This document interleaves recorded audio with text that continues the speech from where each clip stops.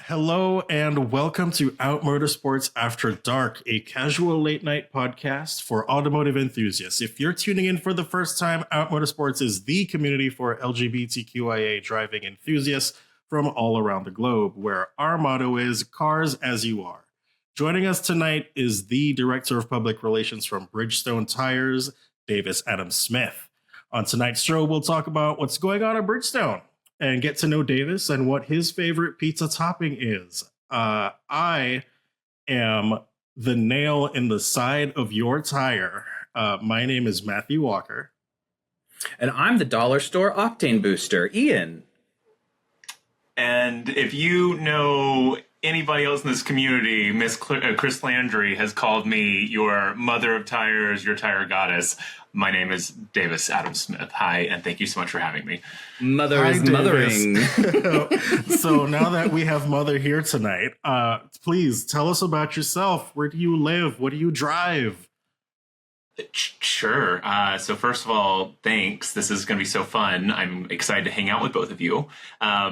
So like I said, my name is Davis, and I live about an hour north of Atlanta on Lake Lanier, Georgia. So we used to live in Midtown, and now we live up here. It's me and my husband Baron, who is also in the industry. He works for JD Power, and our dog Liam. And we, I would say, what do we currently drive? Because that's on rotation pretty frequently. Right now, I'm in my off-road era, and I am in my fourth Jeep Wrangler product. So it's like mood swings. Like I come back and forth from this one. So right now, it's a Wrangler Willys. It's a two-door. It was a special order that I found. It was used when I bought it, but it was a one owner, really low mileage, black on tan, with the Pentastar that has the hybrid drivetrain in it also. So it's like, but it's not the plug-in. It's like a different. It's like a weird spec, and I really love it. So like not Cher Horowitz spec. Exactly. Yeah. I mean, like it's Brian Kinney queer as folk spec is what it is. Oh my God. Let's go. So and then Baron has a 2001 Mercedes E430. That's his kind of pride and joy and endless tinkering kind of contraption. And then we also car. He really loves it. He bought it. Catch this. He bought it off of the tour bus driver for Miss Taylor Swift and Beyonce. It was a little Southern preacher in South Carolina who spent time behind the wheel of a big Prevost bus, and Baron now owns this car. We also have a modern Volvo S60, a scooter, a side-by-side, a boat. A scooter. Okay, tell me more about the scooter real quick. Yeah, so you'll see there's like Honda stuff behind me. This is like a past chapter of life. I believe in supporting the Honda community when it comes to two-wheel stuff, especially still. And it is a Honda ADV 150, which is like the little adventure spec on a 150cc scooter. It will go 64 down a hill with the wind blowing behind me. And otherwise, I just like going and getting groceries with it and getting coffee with its little trunk on the back and stuff. It's cute. Very cute. My husband and I have matching PCX 150s. Ooh, so that is actually what I started with when I lived out in Los Angeles. I broke my leg, couldn't drive my S2000. They wouldn't let me drive company cars for a little while I was in a cast. And one of my coworkers was like, hey, get a scooter. It's all hands. And I started with a PCX 150. And so this is the adventure sibling to the same chassis and all that, engine, all that stuff. We had a lot of fun with ours. We don't ride them as much anymore. I took a tumble in 2016, and I still have scars everywhere. So, but yeah, they're great little two-wheeled scooters. I love them. Love it. How did you repair yours after the fact, or is it just sitting with busted plastic? It was no. It was just a little cosmetic scratch. I took most of the brunt of the. Oh, I'm sorry, baby. That's terrible. It's not if but when. You got to be careful. It's my own fault. we have a similar story at home. The Motocompo is like my favorite little thing. We have a member who has one. I got to ride around on it for a little bit. It's the coolest little thing. I kind of need one. Did they buy it standalone, or did they get it with a Honda City? This is the electric one. I'm talking about the electric one, the new one. The Moto Compacto. Yeah, is the modern girly. Yeah, for sure. getting corrected by the professional within the first 10 minutes is pretty this crazy. This is the work. best day of my life. I'm obsessed. Okay, like I love it so much. Like no, don't feel corrected. Feel embraced. Like let's talk more about it now. Okay. So we have a certified car guy here. Do you do any like racing or any of that type of stuff? So I would say from an active racing standpoint, not so much. I've spent some time, like I said, I'm in an off-road era right now. So my past has included S2000s, 124 Abarths, Lotus Elise Sport, that kind of stuff, and all of those I've used for open track days and for autocross and that kind of thing. But from a wheel-to-wheel racing, I am mostly your pit crew, part of that. Professionally, I've done some cool stuff. Also, I used to be the PR guy for Honda in the IMSA space, as well as Honda in the Baja 1000 space. Ooh. So I want to hear about your time with IMSA. Like, what brought you into this world? Like, this is a seriously cool career trajectory you're hinting at. Well, so I would say, like, I grew up in a very Southern household that loved NASCAR. And so, like that's like Jeff Gordon got him again. So that was I grew up loving that, because my dad is an old Southern boy and raised me on that. And, and I credit him with so much of my interest in cars. And we can talk about that later if you want to, or separately. But ultimately with racing, a few steps into my career, I ended up at Honda as one of the PR guys. And it was an amazing chapter of my career. But very shortly after I started there, they re-entered F1 with McLaren. And they were looking for people to brush up on F1 because it had been several years since they'd been in the sport. And I was like, I like this. Like, let's learn about this. And we already actively raced in IndyCar, as does Firestone under the Bridgestone banner. IndyCar was a part of the racing, and then the new Civic came out, the 2016 Civic, which the 10th generation car became a TCA and TCR class racer, and then the new NSX, the 2017 NSX launch, and very quickly became a GT3, which became GTD racer as well. And the more of this that came on, the more that I kind of like wrapped my arms around. And then 2017 Ridgeline launched, and suddenly we were like, we're going to race this as a trophy truck.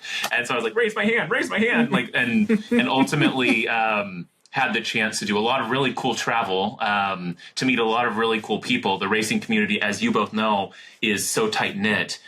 Even at the pinnacle levels of the sports, it's still so tight knit. And I've been very fortunate to make a lot of friends and get the chance to hang out in a lot of spaces and tell a lot of stories and go. And literally, our home is 17 minutes to Atlanta Motorsports Park or 17 minutes to Road Atlanta. It is on either direction. So we go to Petite every year. We do the capstone for the race. I missed it this year for some family stuff, but normally every time. And I actually hung out with the Out Motorsports girlies at the Champ Car race at AMP a couple weeks ago. So this is, like I said, like we're in this together right now.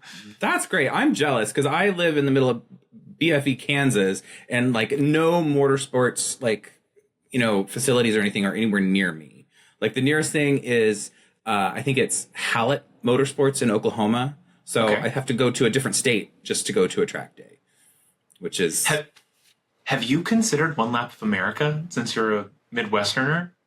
What would that be? Ooh, so we do this with Bridgestone. It's worth looking up. It's called One Lap of America, and it's essentially the modern version of Cannonball Run, where the original organizers of the Cannonball Run race, for which the movie is named and all of that, realized that like they were basically putting together this like hyper illegal kind of program. People were flying, across the country as fast as they could in their cars. And wait, that's illegal? What?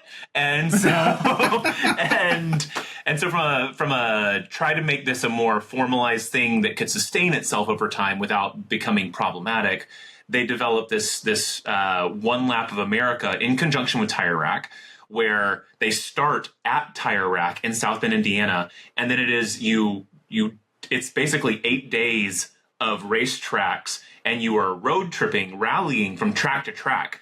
And so you start at Tire Rack, and then you drive all the way to Kansas, and then up to Denver, and then you go down, and you're going down to Missouri, and then you're out to Kentucky, and then you're over to South Carolina, and then you're like, and it's this huge loop. It's like a 5,000-mile drive, and you get to do like 9 track days in 8 days, which is really cool.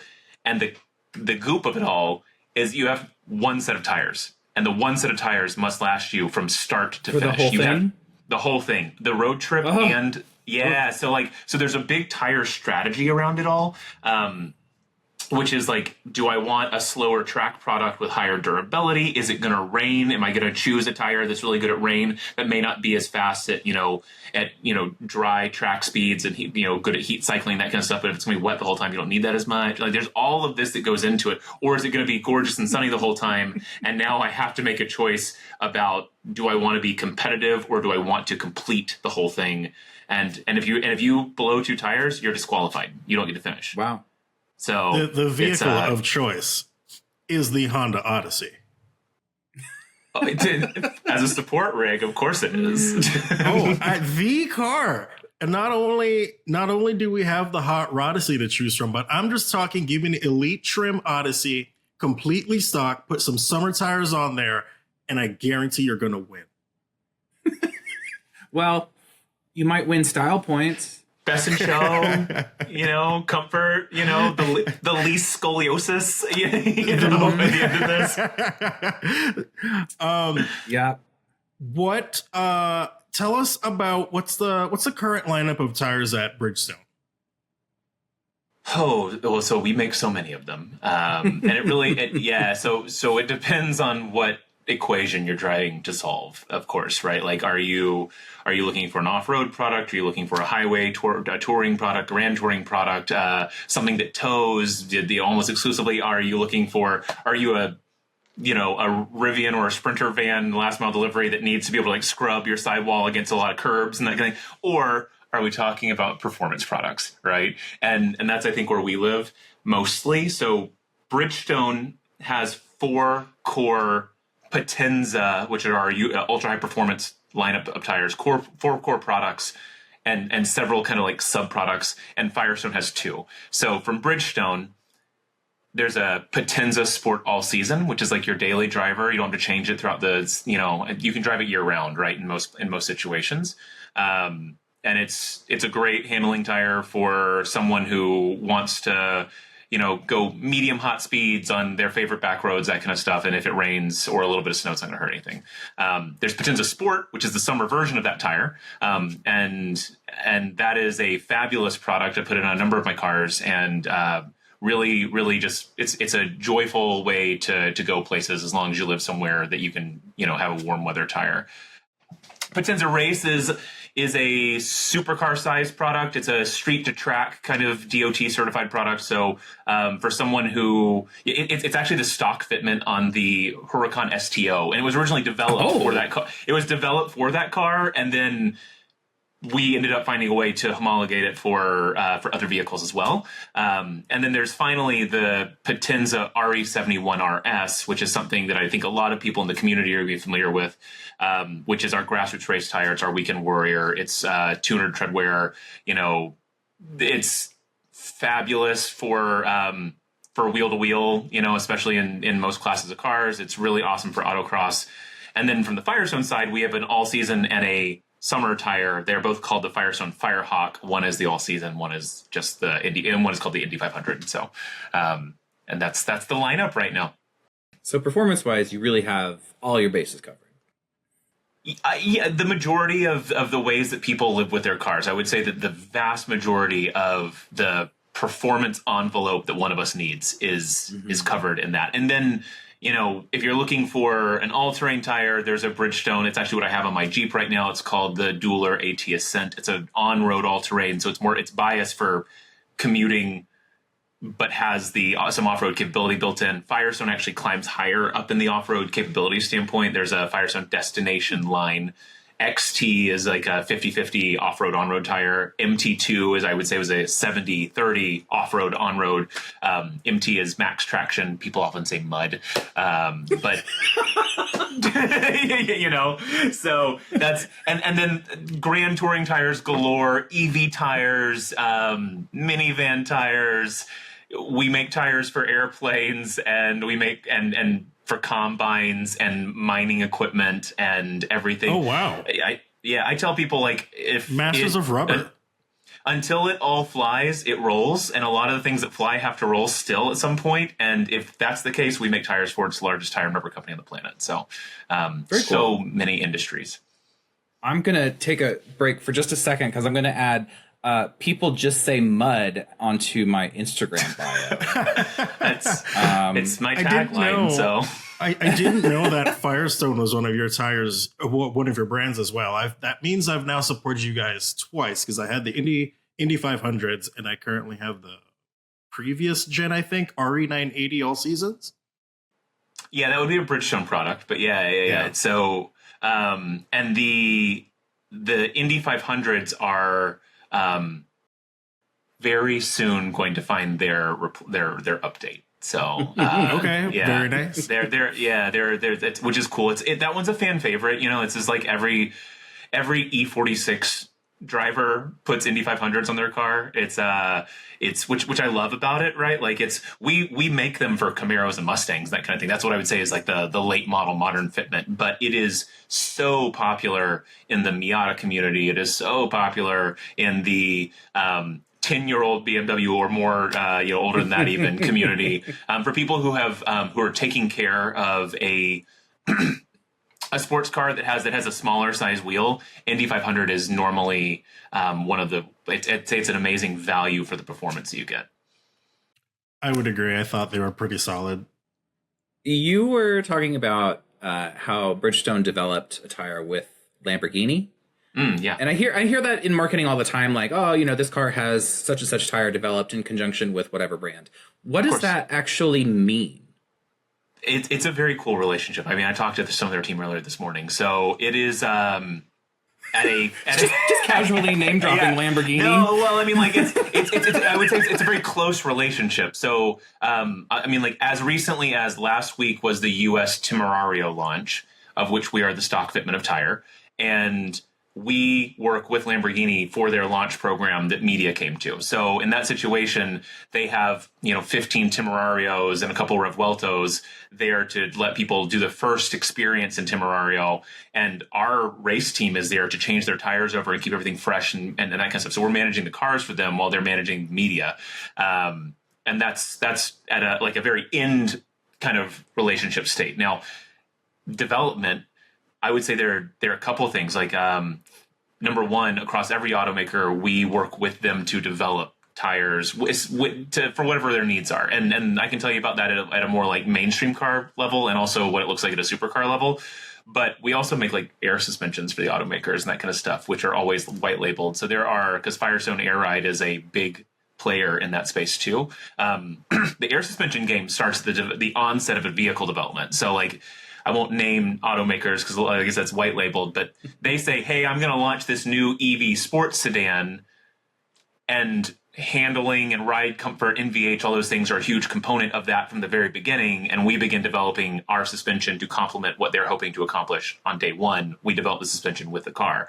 When it comes to tires, the automaker effectively puts out an RFP and says, hey, I'm looking for these qualities. I want this much range traction. I want this much durability, this much NVH. We're always trying to maximize EPA, the highest fuel economy possible at launch, so that Monroney reflects that it has great gas mileage. And then they bid that out to every tire maker, and then we all rally to what we would say is like, here's what we would do for you, and here are the qualities we can dial in. And they come back and they kind of, there's a little bit of conversation about pricing and that kind of stuff, and then ultimately a tire company is selected, and we develop a tire specifically to meet the expectations of the automaker, the way that their engineers want the car to be experienced. Nice. When it comes to Lamborghini, that one's a little unique and it's very cool. because we are their technical partner, which means that all of their sports cars are on Bridgestone tires now. So all Huracans, all Revueltos, all Temerarios, some of the Uruses, and maybe more later. But like it's, but right now, it's an exclusive partnership with them, and that means like, for their sports cars anyway. And that means that they come to us early and they say, hey, we're developing 1,000 horsepower hybrid V12 hypercar, right? And we need the tires to deliver on the promises we're making about this machine, because at the end of the day, physics all happen between rubber and road. The tire is the only part of the car that touches the ground and communicates to the world around us. So when 1,000 horsepower engine says, I want 1,000 horsepower right now, the tire has to deliver that. When you grab onto giant 14 piston brakes or whatever it is, and you expect the car to stop in 60 feet, the tire has to meet the requirements of the brakes, right? When you steer in and you're trying to, when you're trying to drift, you're trying not to drift, you're trying to go, you're doing the S's in Road Atlanta or whatever, and you want the suspension to do exactly what it's supposed to do. The suspension's asking the tire to deliver what it's asking for. And so it's such a critical part of the early development conversation. And moreover, it is, like for us, Lamborghini was looking for a sports car tire. Of course they were, right? Like, and so that there are three. There's a daily driver tire, the Potenza Sport, which is the Potenza Sport that we also sell, except that the Lamborghini spec of that tire has little cursive Lamborghini L on the sidewall, and it's specific to their cars.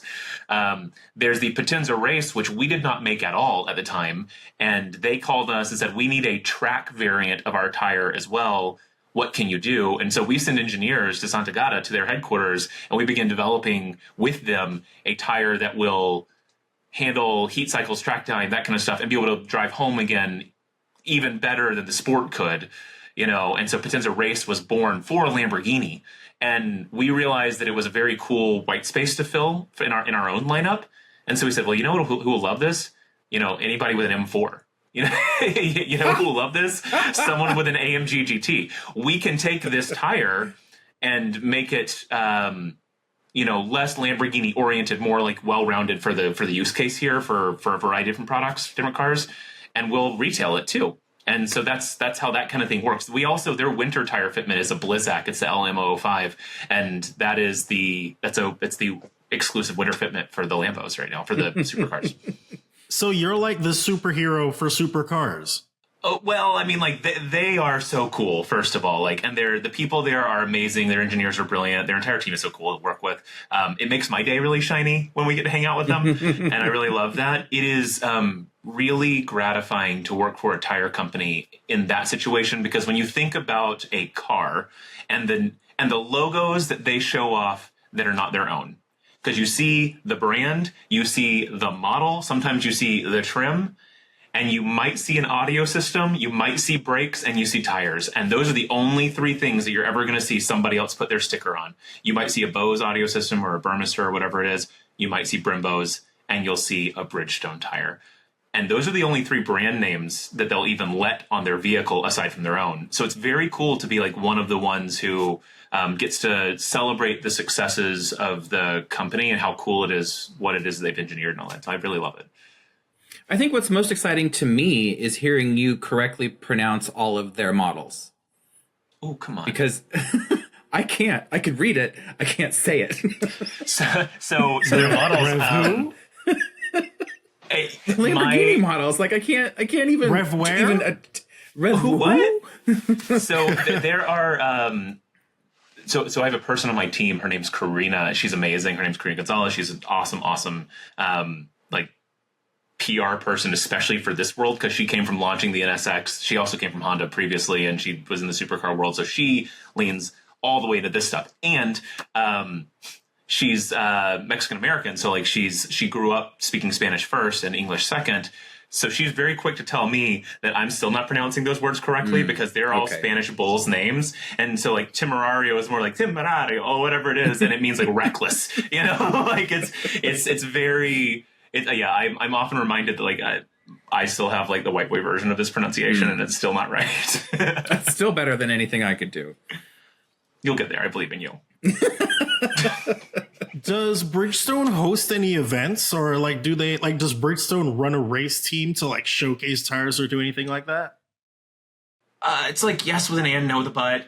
So I would say, like, first of all, we welcome IndyCar race fans.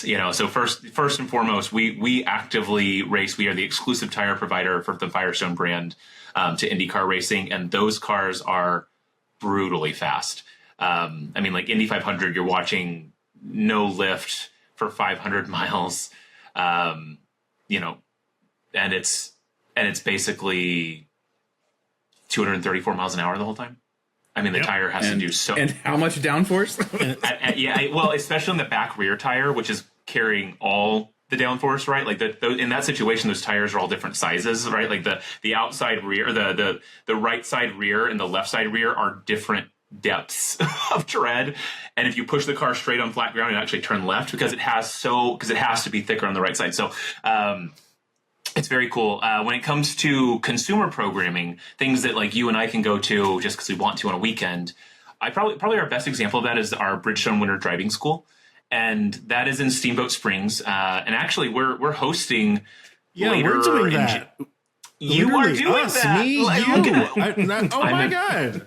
We're going to see each other in person. So it's going to be so fun. But our winter driving school is in Steamboat Springs, Colorado. And it is set up to teach you. The classes are called like first gear, second gear, third gear. And it ranges from, oh my God, it's snowing. I don't know what I'm supposed to do with my car right now. How can I safely just go from the grocery store back to my house because I wasn't prepared for this? So it teaches like car control, very safety oriented early on, all the way out to like ice racing at the highest levels. And then there are various classes in between.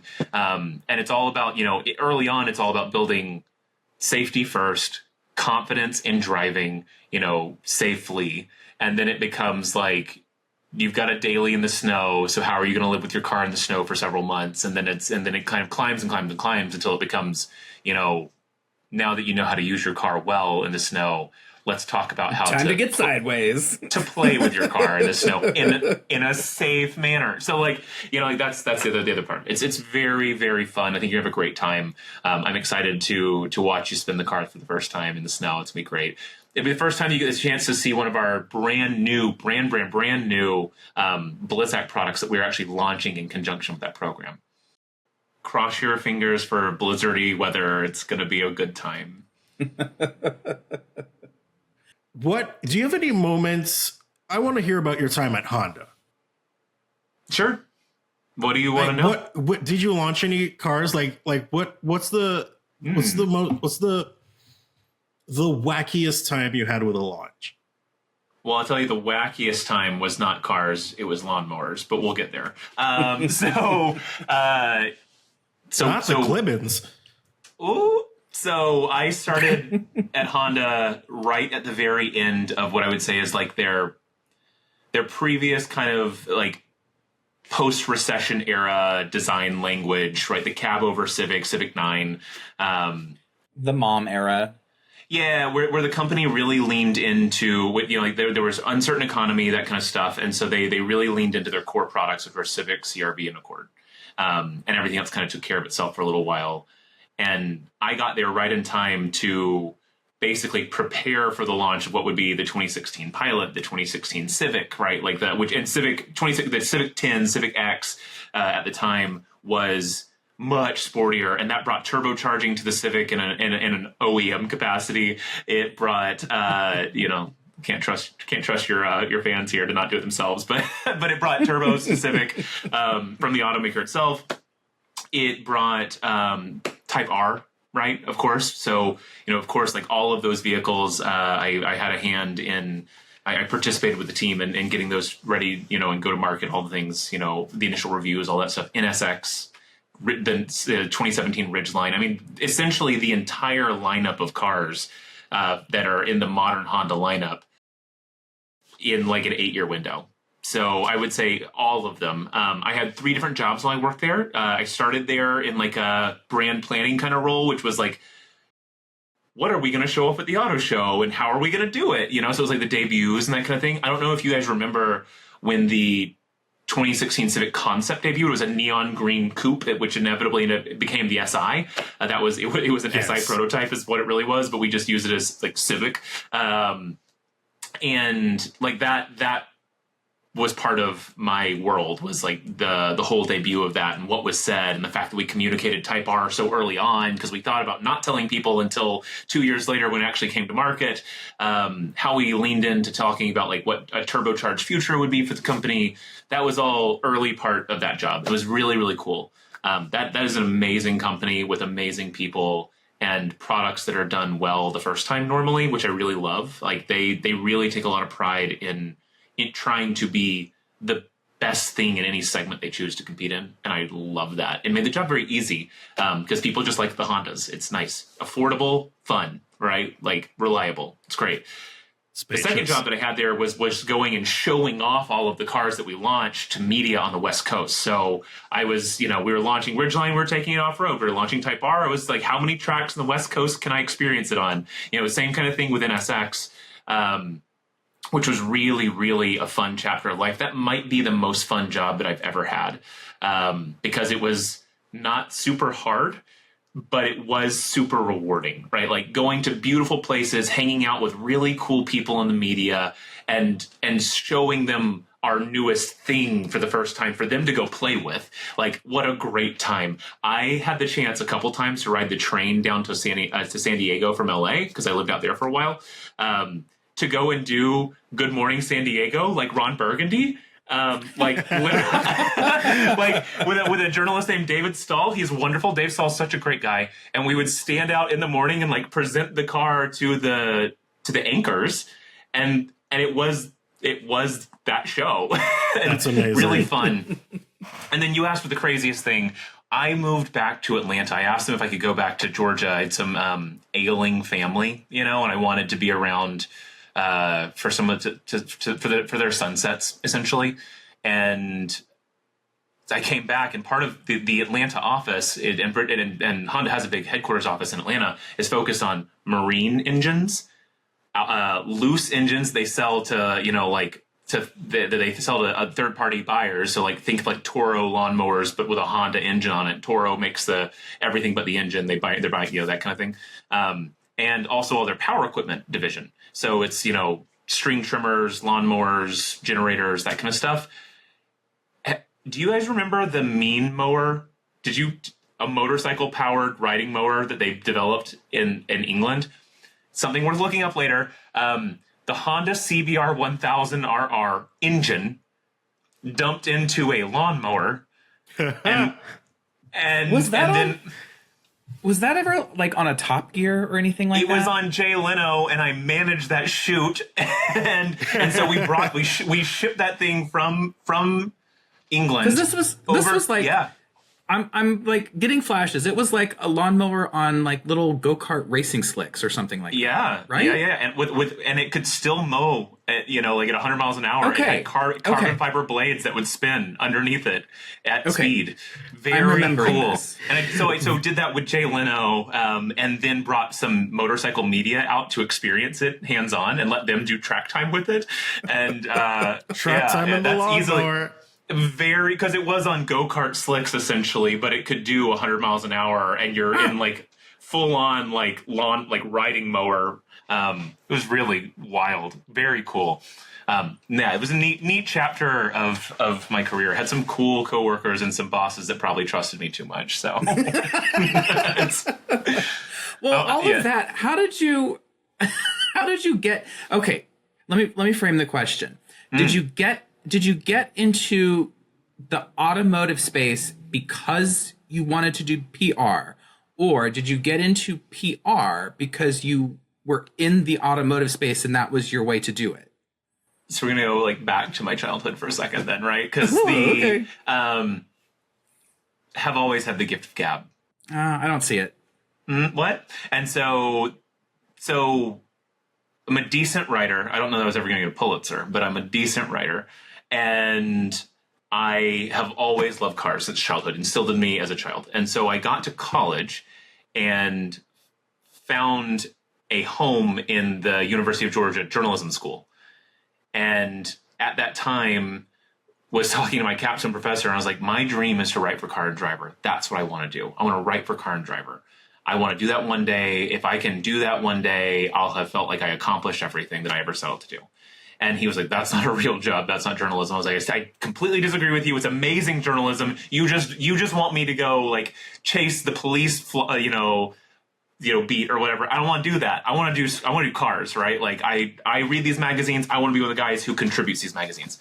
And I'm probably a little bit older than y'all. So I just turned 39. Ooh, we're the same then. Okay, so like in college at the same time that like Twitter was popping off, that LinkedIn was popping off, that social media was happening, right? Like we started on Facebook when you had to have a college login to get on Facebook, and had like MySpace and Facebook parallel to each other for a little while there. That old. Now, Matthew, MySpace is a website that Don't even start with me, girl. Facebook. Don't even start with And me. a website is a thing that you go to on a box that shows you stuff that you want to see on demand. But it's not the same thing as a television. So, so essentially, I got lucky, and I had a blog in college called Davis in the Driver's Seat. It was, I would say, poorly written and worse informed. It was not great. I was repackaging stuff that I saw on the news from Autoblog or whatever, and putting my own blog. I've archived it. You won't find it. I did that on purpose, and so I was doing that, and Ford on Twitter found me because I was reposting on my links on Twitter, and then Ford connected me to someone who inevitably ended up being my first boss. She offered me a PR job right out of college, and because she's like, my agency is trying to win the business for Porsche Cars North America here in Atlanta. I need someone who speaks car, who can work with my PR team, so that when we have client meetings, that the Porsche team feels like they are understood. And that was my first job out of college. There was a lot of stuff, social media and that kind of stuff. And I did Consumer Reports and Mannheim and Vespa PR. I was learning how to do all this. I don't think I was great at it. My big win is that I got the @Porsche Twitter handle away from a guy that was squatting on it that was not affiliated with the company. Those kinds of things. It was really cool. And so you get to where like I started a career in that. I met the guys at Auto Trader at the Detroit Auto Show at a barbecue restaurant that was at a Hyundai party. And the guys at Auto Trader were like, hey, we're starting an editorial team. Would you be interested in being a part of this editorial team? I was like, I've always wanted to write about cars. So I went to Auto Trader for a few years. Inevitably ended up becoming a freelancer, but because I'd met a bunch of the other people in jobs like ours and these journalism jobs, ended up getting the chance to write for some of the coolest, publications that I'd always hoped for, including Car and Driver. And I did stuff for Digital Trends tech website, for Cool Hunting, and a number of other things. It was really fun. And then I ended up bumping into the Honda PR team. And that's kind of, a few years later, and that's how that chapter started, and from Honda to Bridgestone, and that's it. Like I'm so impressed. I've been lucky. Like people have taken chances on me that I probably didn't deserve, and I've had to work very hard to make sure that they got their return on that. Mm-hmm. But it's been amazing. What an amazing career! It's a great family. I mean, I get to talk to the two of you, so that's what led us to tonight. You're sitting here describing your path to success, and I'm thinking, wow. In 2008, I was using my flip phone to T9 text fart jokes to my Twitter feed. Yeah, so, I was probably doing that too. we were filming like early YouTube reaction videos that we can't talk about right now. I didn't know how the internet worked. I've had to go back and archive a lot of things. Like you were there from the start. Very depressing. Like if you go back to my live journal, I was very sad. Like I don't even know why. I never did live journal, but I had a Zanga. Did you have a Zanga? Yeah, I cross-posted. What is a Zanga? It's like a live journal. Well, a journal is a thing that you write your feelings in, and the internet is Great, thanks. Me and my granduncles here. That's fine. I told you I'm mother. I'm not. I've been called worse. I'm not sister. I'm mom. So.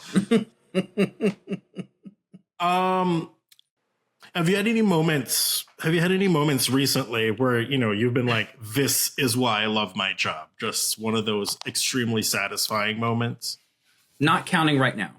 Maybe when everything just comes together, when there's a million strings and got them all connected. Yeah. I mean, so we're in planning season right now for next year, and I love this chapter of the year every year because there's so much optimism because you're dreaming, right? Like you're thinking about like what next year is going to look like and how you want to do it and like what would be most meaningful from an experiential standpoint for the media. And it gets really exciting to think about like how you're going to play together with cars. And I will give you an example because you asked, something recent. I am very proud of and excited by what we call our destinations program. So I mentioned that Firestone Destination line is our truck line of products from Firestone. And there are also 4 core products there. There's a highway tire called the LE3, Destination LE3. There's an on-road all-terrain called the AT2, Destination AT2. Then there's the XT and the MT2 that I mentioned earlier. We have the company's founder was Harvey Firestone, and very interesting. So first of all, this is the 125th anniversary birthday year for the brand. It was founded in 1900. Happy birthday! Happy birthday! Thanks. Royal we thank you for this. But Harvey, Uncle Harvey is what we call him internally. But so Uncle Harvey in the turn of the century, when cars were new, right? When people were saying, "I'm not going to ride a horse to work anymore. I'm not going to horse and buggy this. I'm going to get a car for the first time." He was very close friends with Henry Ford and Thomas Edison and John Burroughs and other kind of luminaries of their time. And they used to go on these expeditions into the woods where they would, and it was largely East Coast oriented at the time when the country was much less developed. There was a lot more open land, but they would go for multiple days at a time camping with an entire entourage, and they called themselves the Vagabonds. And so we, a couple of years ago, started this, and we do it, between 1 and 3 times a year, picked up that platform, that idea, and said, we can do that today. Like, we can let journalists experience the modern version of this on the modern tires in the modern vehicles that are all interpretations of what that used to be. And so we take media overlanding. And when I say overlanding, I mean like we go to very remote places where there are no other people, that we don't see anybody else but ourselves for like 5 days.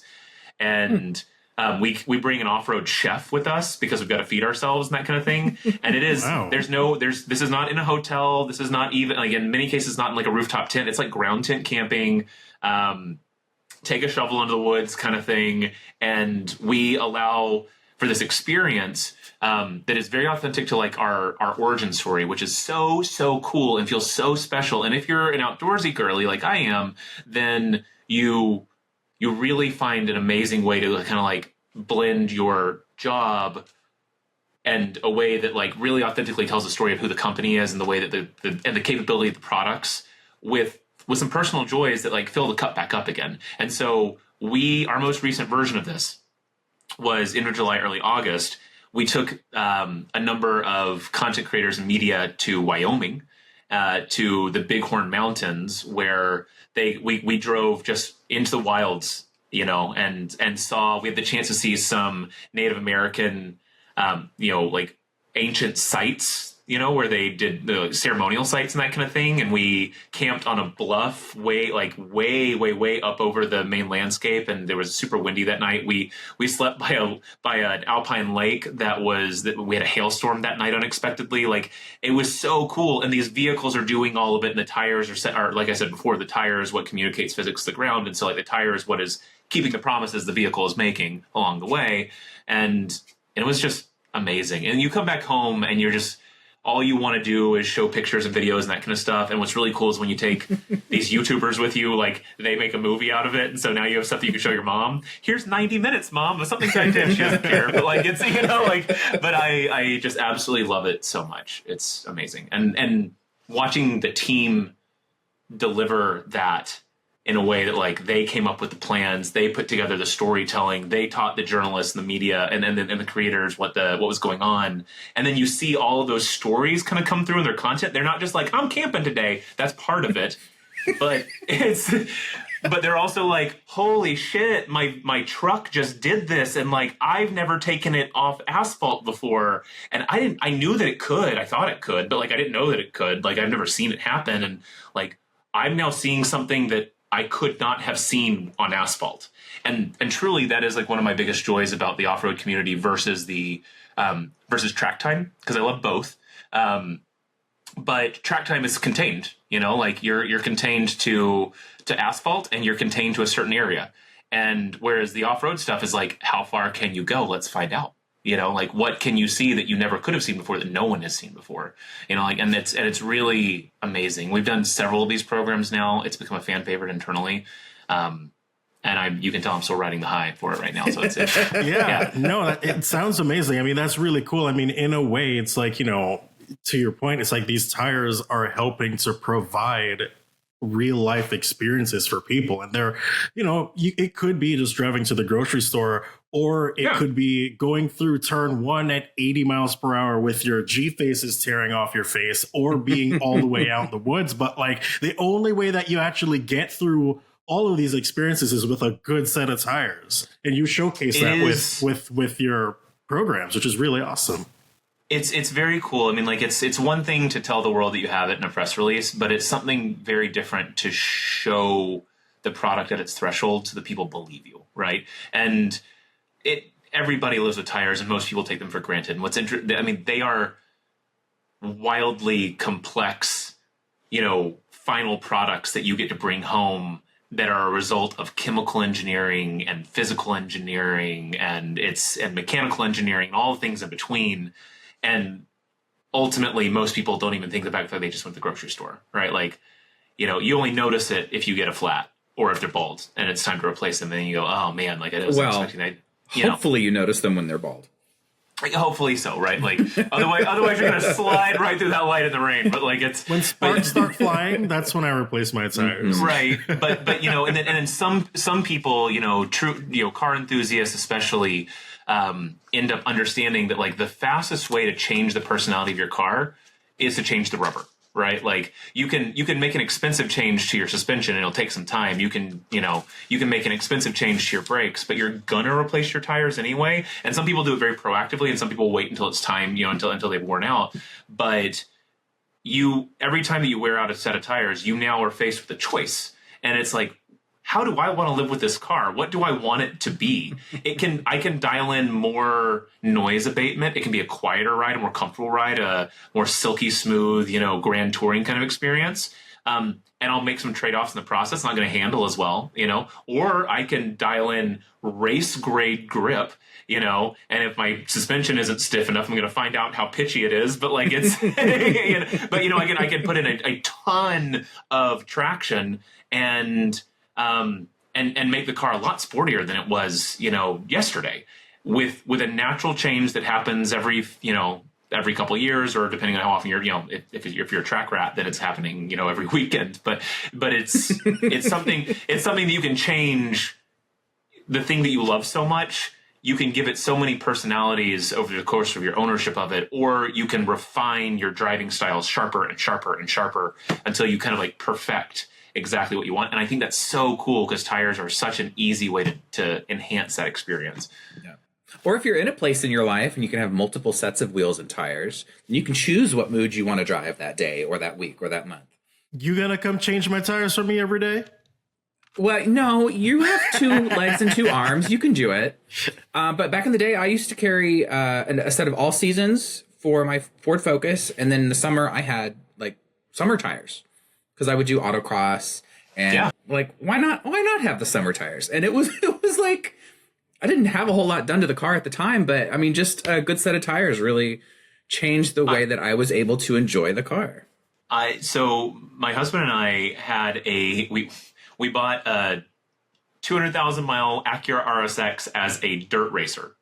We bought it specifically for rallycross.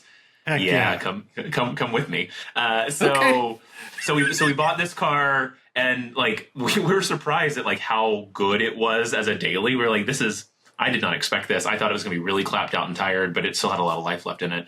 And so we put some summer tires on its stock wheels, because really this is great. And we went and we found on Facebook Marketplace another set of stock wheels and threw some winter tires on it, Blizzaks, because it's a very common choice in the rallycross community is to run winter rubber, just because it has a lot of biting edges and that kind of stuff, and it performs well. You wouldn't want to drive in the summer on those in Georgia, on the asphalt. It would the roads would cook those tires. The compound would come apart pretty quickly. But for dirt racing, it was magnificent. 2 sets of tires. It was great. Yeah, I have done the dirt racing as well, and all the guys with Miatas. Well, it's every car, but watching the Miatas fishtail with the right set of tires on is just magic. It's beautiful. The rooster tails. Front wheel drive was a cheat code. We were trying to see if we liked it or not. I really wanted to find somebody's like flood damage, like BRZ or FRS, and we were not. Baron wasn't committed to it enough at the time, but the Acura was a lot of fun. It was a lot of fun. I love the dirt racing for you girls, but the detailer in me can't tolerate it. Oh, no. We sold that car to a 16-year-old who had wrecked his grandma's Avalon that he had inherited. Not grandma's Avalon. I know, and so he ended up with our car. We sold it to him for what we paid for it. It was, because it was basically fully depreciated at that point. And I am certain that he is still finding dust like in the sunroof jams. So it's yeah. Do you because you're living in the tire world, so I imagine that you hear a lot of things. Are there any myths or misconceptions about tires that that you hear that you would love to take the opportunity to dispel? Or better yet, what's like one thing you wish more people knew about tires? There are qualitative differences. Like when you buy a nice tire, like a premium product for your vehicle, it has premium features cooked into it, even if you can't see them. And if you buy a very inexpensive tire, it does not have all those things. And there is a difference. And and even down to the, like I'll give you an example. We sell a tire that has an 80,000 mile warranty. Massive warranty, right? Like the life cycle should extend beyond that. But the reality is that the features, like whether it's the interlocking blocks or if it's the sipe depth or whatever it is, like they go all the way down through the entire tread, and that's expensive to do. But it also guarantees that your tire maintains its feature set and the capabilities all the way through, so like when you have 40,000 miles in the product, it's still doing what it's meant to do. Whereas if you buy an inexpensive tire, in many cases, you'll find that like some of those features wear off halfway down. And now you're experiencing a very different type product, on the other side. And so, it's not always the case, but it is like, like there are noise treatments that go into the more premium grade tires. There are compounds that utilize more modern cutting edge, polymers, monomers, and that kind of stuff. There's a lot of stuff that goes into the science of making them. And when you swing for a premium brand like a Bridgestone or a Michelin or a Continental, you're going to find a product that will make you happier for longer. A lot of tires will last the same amount of time, but you'll find that the performance of your car evolves with the tire, and that's not really the way it's supposed to be. So I think that it's it's valuable to consider, like, this thing has to stop in the rain, even when I have 60,000 miles on it. Will it do that? At the same stopping distance? Buy you a good one. Safety is the first parameter always, right? Like, performance is something that we're looking for as well, of course, but like you want something that's going to be a great product over time, because it's not like you are just test driving it and putting away. You're going to have it for several years. And I think that's a big opportunity. You asked me to dispel a myth. I guess the same end of the same sentence would be, they're not all the same. Like not all tires are created equally. Even in our own lineup, we have things that are more affordable and more expensive, and they reflect like more tried and true technologies versus more advanced modern engineering. And that's consistent across the entire industry. But I think it's always worth it if you're going to make any choice about investing in your durability, safety, comfort, that kind of stuff. Like, don't skimp on the tire. No, I can agree with that because I used to, and I try not to now. You can tell the difference, right? Like, it's, absolutely, even in racing, absolutely. right? Like, yeah, you can tell the difference between a fast tire that suddenly isn't handling a lot of laps well and a fast tire that's has consistent wear over several runs. And you go, oh, there's something going on here, right? Like, that other tire was $8 more per corner, and I could have just spent that extra $32. But instead, I did this, and now I'm back in the pits faster. Why am I back in the pits faster? Yeah, totally. I have, I think my biggest thing when I've been shopping for tires, especially for the street, has always been the water mitigation, because I had a Honda Fit, and the tires that the Fit came on were some like Yokohama something, and they were eco tires, great for gas mileage. It would hydroplane if the cloud spit. It was very annoying. I did get some better tires. They weren't Bridgestones. There were some Kumos, but they worked phenomenally in the rain. That's sort of like my gauge for a street tire, because when it's dry, if I'm behaving, most tires seem to work well. But when it's wet, traction has become my biggest obsession for like a street car. I think early in my career here, so Barron got a crazy lease deal on a Chevy Bolt. It was like, we live in a place where there's not a lot of charging up here, and also it was like fluorescent teal, and I think it just wasn't the right answer for the market we were in, and so he got a crazy deal on that car, and it came with a competitor's eco EV oriented product, and which really you could tell focused on range first and foremost, right? Like, can it get the full 250 or whatever it is? And it was a loud tire, and it was also when it rained, we were turning onto the highway. We're entering an interstate entrance, and it like skipped halfway into the lane next to us because we had a little too much momentum going into the turn, and we're like, oh no, she just slid. Like, it's not that wet outside. So we decided to make a change on that product, and ended up losing some range. Actually, we chose a tire that was quiet and really comfortable, and was not necessarily engineered for super low rolling resistance, and we lost probably 15 miles per charge, just using that tire. But it was a much lovelier daily experience in the process. And that's the important thing. I felt like it was a safety conversation, really, as based on the way that we were driving and the traction that product had at the time, we wanted a little bit more. So that's a very good point. I don't think people think of tires as a safety item, and it absolutely is. Stopping and handling. Acceleration is less so, right? Like, it's, acceleration is for the joy of it. Sometimes you get around somebody, but you're not often like trying to like jump out of the way of something. But you do grab the brakes to immediately avoid an issue, and you do, take the moose test or whatever sometimes, right? The Scandinavian flick. I just had to do that on last week Friday in my 86. With my Bridgestones, I was doing 80, 85 in the left lane, chilling, cruise control, listening to music, and all of a sudden, at the very top of the cutoff of my headlights, I saw 4 little feetsies, hoovesies, just trotting across my lane.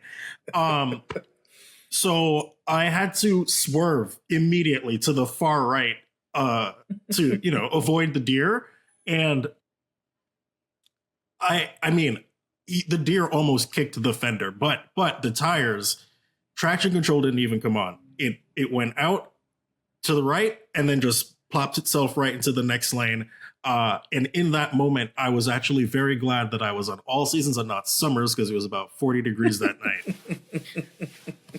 Yeah, your compound worked a little harder for you that day. And it's and that's, I think, maybe the biggest thing is like remembering that like all of the anytime you're going to get into an emergency situation, and hopefully that doesn't happen, that even then the tire still is keeping the promises the car is making, right? Like, so if you are asking your car to make an evasive maneuver, if you're asking your car to stop on a dime, all of that is being communicated back to the rubber, and it has to do what it's being asked to do. And so that's it's a big reason to consider, shopping correctly, making a choice that's going to give your car the personality that you want your car to have, and to do it in a way that assures your maximum opportunity for safety when you need it. Okay. On that note, how about we do a rapid round of questions? I have a couple questions, or more than a few.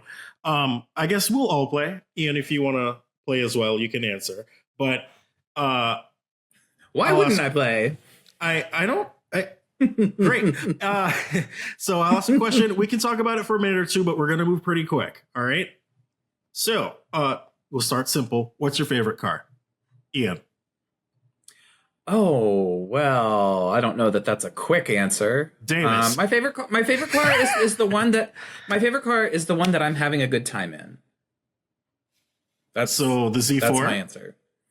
I mean, it could be anything. I drove the Focus today, and I had a good time, even with all the suspension noise and, just the general 15-year-old malaise that the drivetrain is exhibiting.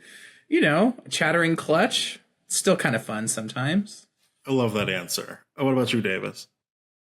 I mean, my favorite car is hard to pin down because it changes on a day-to-day basis, but I will tell you that my most memorable car has been a 1997 Suzuki X90 that I named. Yes. Yeah. Manual, 4-wheel drive, and I named her Xtina.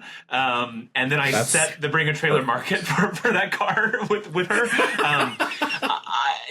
So I would say Suzuki X90. I love that. Yeah. We came across it. We off-roaded a Suzuki X90. Love it. It is insanely capable. Insanely capable. It's a tracker so much sassier than a tracker, but it's a tracker in range, right? Like it's like an off-road Del Sol. Yeah, I love it. Like T-tops, like what is it? So I could not get gas in that car without someone walking up to me and wanting to talk about what I have chosen. Like they're like, what is this? It looks like a Matchbox car. I loved it so much. My favorite thing about those is how many of them you see getting towed behind an RV. Oh, like, yeah, it was somewhere along the timeline. It was like the car for people who travel in RVs to tow. I cut the RV tow stuff off of mine when I got it. Yeah, for sure. What's your favorite car, Matthew? I'm gonna go with the E39 M5. Oh, nice. It's a classic. It's been in my heart for a long time, ever since I experienced it when I was a kid back in 2002, and I've just kind of never forgotten about it. But after that, it's somewhere between a Mini Cooper S, like an '06 JCW. That's always a top 10. And then honestly, my current 86, like I love that car. It's so good. It's becoming a favorite. And always in my heart would be the boxy Volvos from the 80s and the 90s. So the question was, what's your favorite car? Yeah, so we're going to move on to my game, my rules. What's the best Fast and the Furious movie? You go first, Jake. Tokyo Drift. With Paul Walker in it. Oh, also valid. Wait, no. Because that one did not have Paul Walker in it. Tokyo Drift is the best one. Yeah. No, I would say because I don't think any of them are great. I'm not obsessed, but I was obsessed like Gay Awakening for Paul Walker. So extremely. The first one was so homoerotic. Like you could not ignore that. I'm gonna watch it again tonight. What is this? Okay. My favorite was Too Fast, Too Furious because it was all of the homoerotic nonsense from the first one, and then they like camped it up as much as they could. All the homoerotic stuff plus Luda. Exactly. No, exactly. And then there's like the scene right at the beginning with Suki in her S2000 where she jumps off of a bridge and she says, "Smack that ass." I forgot about that. It's like so stupid. But none of them were that stupid after. They were a different kind of stupid. They were a different kind of stupid. I mean, the third one, Tokyo Drift, was also just like an insane amount of camp as well. All right. The first one was avant-garde and like was like it set an entire tone, right? It was like, this is the kind of movie that doesn't exist. And then everything after seemed very iterative to me, you know, like. Well, I feel like we hit Fast 5 and then it just got extra ridiculous. Like they're flipping cars mid-air, jumping out of it and shifting gears at the same time. Like what car has 13 gears, you know? Vin Diesel wanted to have fun. Just let her have it. He's just looking out for his family. All right. Favorite pizza topping? Black olives. It's tied between black olives and pineapple, and I know that's people have feelings about that. So, okay, I'm gonna go with bacon. I love pineapple on pizza. You're a man of culture. I also love black olives. Black olives and pepperoni. People say, you know, black olives and pepperoni are a married duo for me. Those always get ordered at the same time. I used to like pepperoni and black olive, but the most uninteresting story ever is that once I had my gallbladder out, I can't really do pepperoni anymore. Oh, I'm so sorry. I'm sorry. You should be sorry. It's your fault. The doctor rest told in me. Peace. Regina, Karen, or Gretchen? Oh, well, so I'm going to tell you that it's Miss Norbury. I am not... I am not a mean girl, first of all. That's not who I am. And I am not as naive as Katie. I am Mother, and I am Miss Norbury, who probably plays a little too casually with people, and probably gets, you know, beat up in the process because of it. So yeah, like it's I miss Norbury for sure. I wouldn't say that I'm a mean girl either. I think I'm the girl who doesn't go here. Oh, okay. So many feelings. Okay. Yeah. I don't I think just I'm want a mean everybody girl, to get along. but I'm definitely Gretchen because I eat hot dogs a lot, so I can kind of relate. And that's all it takes. That's all it takes, man. Yep. Mazda RX-8, Toyota Previa, or Pontiac Aztek? Current chapter of life is Aztec, but I would She's have in her chosen off-road RX. era. I would have chosen RX-8 otherwise, despite the fact that you know it won't run right now. But but I really love that car. At Out Motorsports, we're a big fan of the spicy Dorito. We talk about it probably once every month, and anytime we see them, we take a photo and send it in the chat. It's like our mascot, almost. Yeah, we have emojis and everything. I would have to go with the Previa. Yeah, I think it's I'm also cool. Team Previa. Engine. Yeah. It's cool. It's special. Like if you're gonna have a RX-8 minivan, how else? Yeah. I mean, but on it, well, I mean, I would consider like a K van. I would like a Honda Acti would do a lot for my soul, but RX-8, another like gay awakening was Cyclops and X-Men who had one, right? Like, do you remember? Like, Yes, this is James Marsden. I know exactly what you're talking Yeah, it was about. blue. When he drives, Yeah, like- and he drives out of the X house and it's blowing up. Yeah, it was great. Yeah, yes. Like I'm feeling like warm right now just thinking about it. So like, would you rather be able to explore the depths of the ocean or fly to the edge of the atmosphere? edge of the atmosphere. I am pretty scared of the ocean, and as long as I have a parachute, I feel like I have a chance. You know. But we saw what happened to billionaires that go too deep in the ocean. But you can swim, you can breathe, you can swim underwater. You've got swimming ability. You can escape if you saw something. I'm a merlady. Yeah, you're a merlady, or a bird that can go to the edge of the atmosphere. If I I've don't got gills, really want to be a bird. Oh, can I be like an apex predator bird or like merlady? Because I still am afraid of sharks and whales and you can be any kind of bird you want. Fish. I'll take the ocean if I can be a survivor down there. That's fine. Yeah, I'd take the I'm ocean going to the too. edge of the atmosphere. I'd take the ocean too because we don't know what's down there. It's mostly unexplored. And apparently we have aliens down there. Is it kaiju and stuff like that? Is that is that part of the deal? Well, we got shrapnel down there. I don't know about aliens. It's deep internet meme lore. I'm so sorry. Okay. I'm not going to go over it. You can Google this on your own time. Apparently, there's an alien. If I Google it, is it going to put me on a list?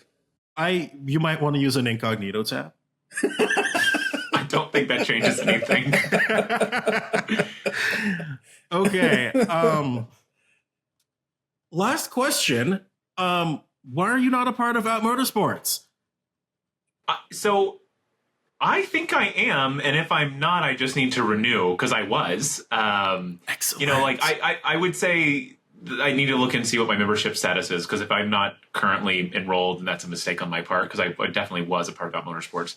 And I'm sure you guys know this, but like we've been sponsoring the rallies this whole time, right? Like the winners get a set of tires as part of this, and like we're doing winter driving school. Like big longtime fan. So if I need to go renew a membership, I'll check that tonight. That is a mistake, a gross error on my fault, on my part, and I will I'll remedy that. And well, we really just wanted to take this chance to publicly shame you for not being a member. I am ashamed, and I'm hard ashamed, but there is no shaming. Sorry. You stop it. This is cringe.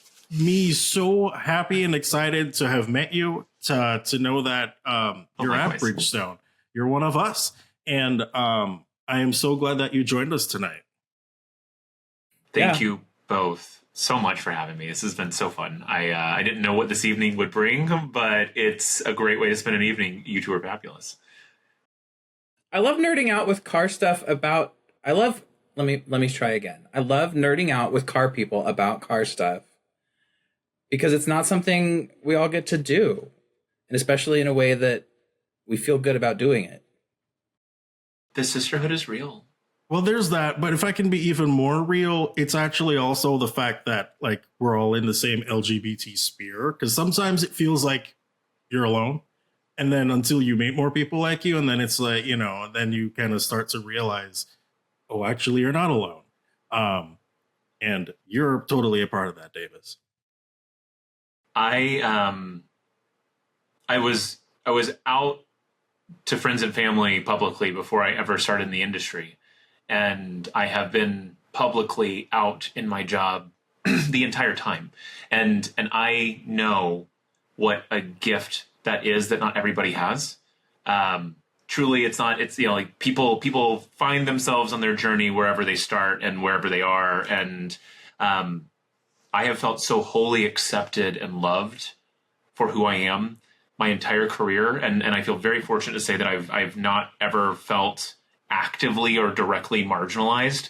I'm sure that people have had things that they've not shared with me or that I've not heard, but I'm very conscious of that privilege and want to make sure that that everybody else like us, no matter where they are on their journey and growing up into being little gay, lesbian, bi, trans, car people, feel the same warmth and love and embrace, because it's a community. It's so fun, it's for all of us, and it's for it's such an interesting thing to have in common, and so many people don't care about cars that it makes it even more fun to find someone who really does, and I love the way that everybody kind of leans in their own special kind of version of it too. Matthew, take us home. That wraps it up for this episode of Out Motorsports After Dark. You will not hear from us next week. We will be back for another live show on December 3rd. See you then, and thanks for joining us. Good night. Bye. Bye.